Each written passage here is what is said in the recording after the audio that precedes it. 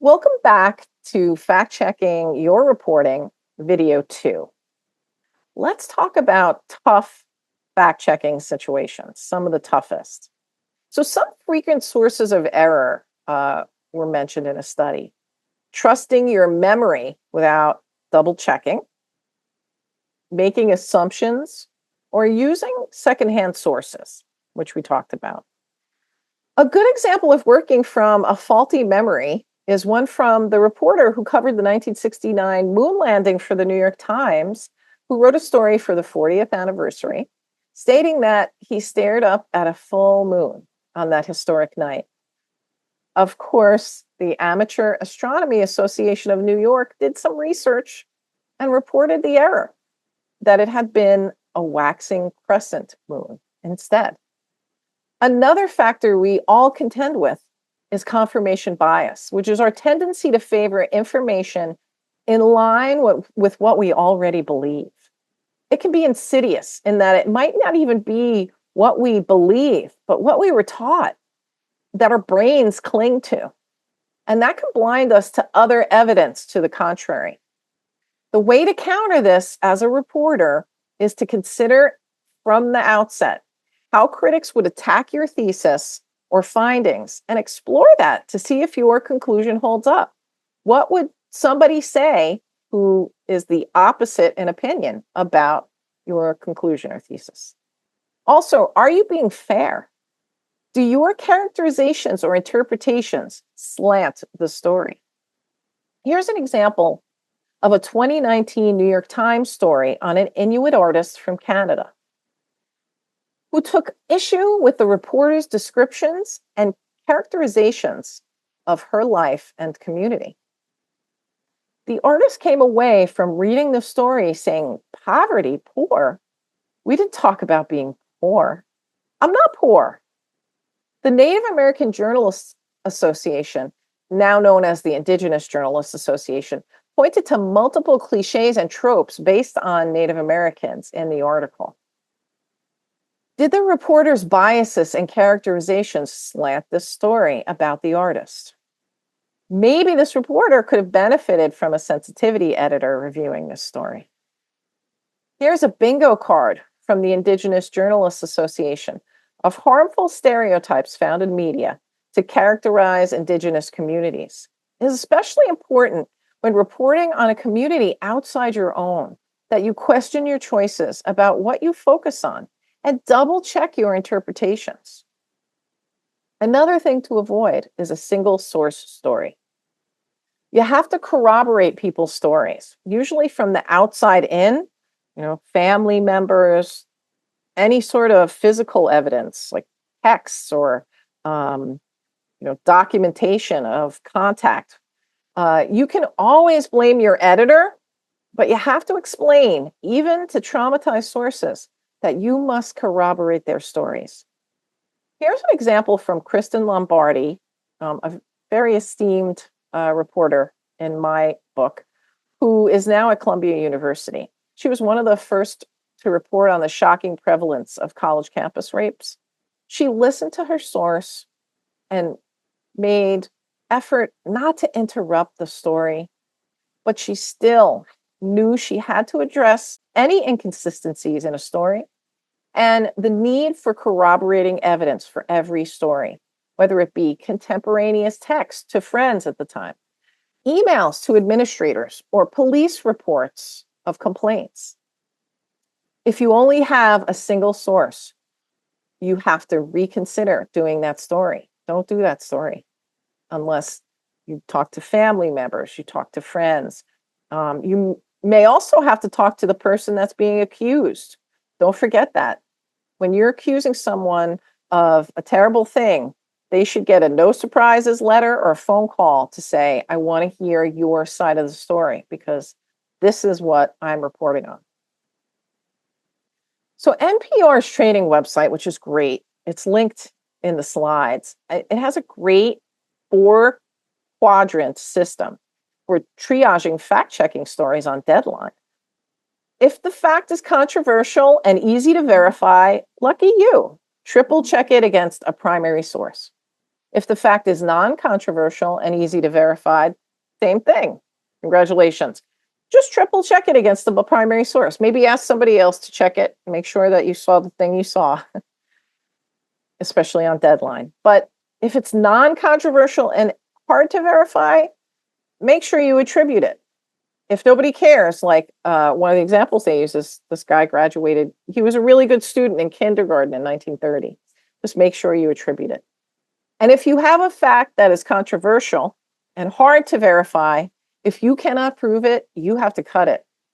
Or maybe it's not a breaking news story. You need to devote more time to it. Here are some triage examples from NPR. One in the non-controversial and easy to verify quadrant is that naked mole rats can live for 30 years. So you can check that with a primary source, like a scientific study. Do me a favor and pause on this slide or come back to it later and read the examples. Note their placement in the quadrants and think about how you would verify them. How did you feel about those examples? My cousin-in-law is a member of ISIS, is one example in the quadrant. Very controversial and very hard to verify. It's best to drop that from your story. If you get multiple family members, even if you do get multiple family members who have primary source proof, like letters from said ISIS member, photos from the said ISIS member, maybe, but you would still have to verify those. This is a good conversation for our discussion questions. The point about these quadrants and how you would go about verifying them, and just everything in this conversation. So I hope you'll weigh in there about anything really difficult or controversial. When fact-checking an article or script, your own or anyone else's, here's a 4-step process you might find helpful from my school, from me and all the people who contributed to it, Newmark J School's accuracy checklist for reporting. First and foremost, make sure you fact check as you're reporting. Double, triple verify as you're reporting, and then record your research and organize your records of the authoritative sources for your facts in a spreadsheet or in annotations to your story, because that's going to help you when you go back to fact check. Then it's very important to get physical with your story. Print it out in larger and different or weird font to make it new to you. Here's an example of a ProPublica fact-checked article with annotations. And this image here is an example of a magazine-style fact check. Every letter and every word is confirmed and crossed out. So your brain can't skip or gloss over any typos you have. Printing it out and working with the physical copy in a different font can help shift your brain from writing mode, where you're trying to convey concepts, when your brain might skip over things it already knows to save energy. And you need to knock it into fact-checking mode, where every word and fact counts. So once you have your hard copy, follow the 4 steps in the accuracy checklist for reporting.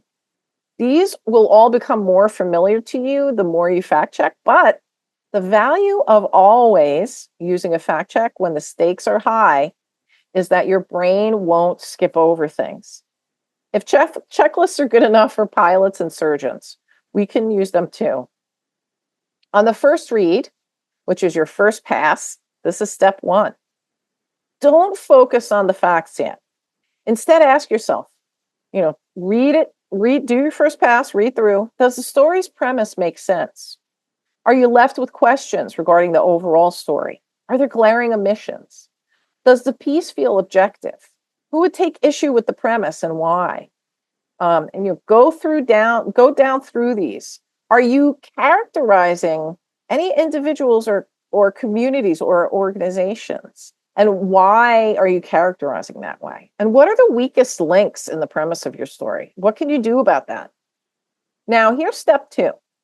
On your second read, time to get out the red pen and the highlighter and start reading out loud. So reading out loud is another one of those things that will knock your brain out of the, trying to convey concepts on a high level. And I really want to get down to pen and paper. You can even, some fact checkers have told me, you can go sentence by sentence from the bottom up in your story. And that keeps your brain in unfamiliar mode with the story, fact checker.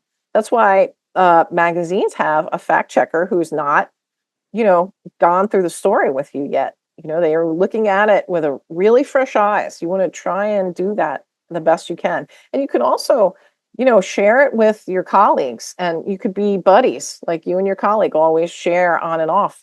Can you fact check? Can you read this for me?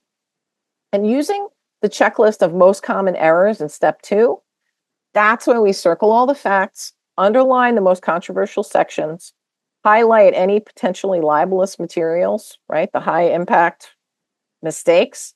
Then you're going to want to annotate. You'll then want to cite backup for all the facts.